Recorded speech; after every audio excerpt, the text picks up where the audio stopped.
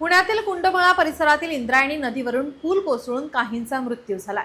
या दुर्घटनेनंतर राज्यातलं राजकारण चांगलंच तापलंय। विरोधकांना पुन्हा एकदा सरकारवर टीका करण्याची संधी मिळाली। इंद्रायणीवरचा पूल 30 वर्ष जुना पूल असल्याने त्याचे स्ट्रक्चरल ऑडिट शासनाकडून होणं गरजेचं आहे। मात्र या पुलाच्या बाबतीत अशी कुठलीही खबरदारी घेतली नव्हती। वारंवार ग्रामस्थांनी नवीन पुलाची मागणी केली होती, मात्र स्थानिक लोकप्रतिनिधींनी या गोष्टीकडे अक्षम्य दुर्लक्ष केल्याचं बोललं जात आहे।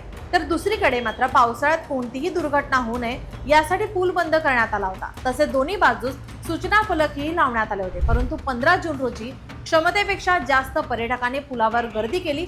तसेच नदी ओलांडताना अनेक पर्यटक या पुलावरून वाहने घेऊन चढले होते, त्यामुळे पुलावर वजन वाढलं आणि हा पूल कोसळल्याचंही बोललं जात आहे। साधारण 1997 साली हा पूल बांधण्यात आला होता। पुलाच्या दोन्ही बाजू सिमेंटचे खांब आणि स्लॅब आहेत। दोन्ही बाजूच्या खांबांना लोखंडी सांगाड्याने जोडले आहे। अनेक वर्ष वापरानंतर लोखंडी सांगाडा जीर्ण झाल्याची माहिती समोर येत आहे। तात्पुरत्या डागडुजीनंतर रहदारीसाठी हा पूल खुला केला होता। पावसाळ्यात मात्र वाहतुकीसाठी हा पूल पूर्णतः बंद करण्यात आला होता। आता या पुलाचं काम कधीपर्यंत पूर्ण होणार हे पाहणं महत्त्वाचं असेल।